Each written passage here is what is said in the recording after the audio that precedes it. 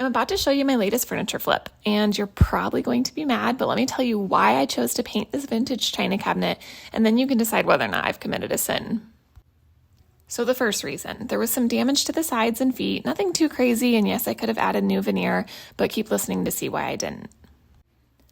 Last winter, I spent a ridiculous number of hours restoring this gorgeous antique china cabinet from the 1920s. The flame mahogany was stunning, and I even gained 9,000 YouTube subscribers because they were so happy I didn't paint it. But guess what? That piece sat for sale for over 7 months with only one interested buyer who ended up backing out. Even worse, I ended up selling it for only about $250 in profit. Restored cabinets like this just don't really seem to have a huge market in my area. So when my friend reached out and said her mother-in-law was getting rid of this cabinet for free, I decided this would be the perfect project to do a little experiment with. How long would this cabinet take to sell if I painted it instead of restoring it like the previous china cabinet that I had poured my blood, sweat, and tears into?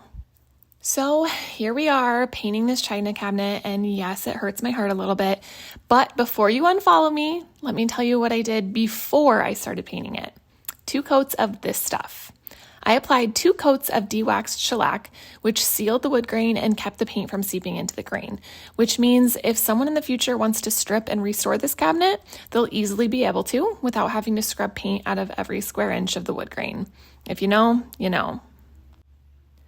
Want to see the finished china cabinet? Follow for part 2 and you can tell me whether or not I made the right choice.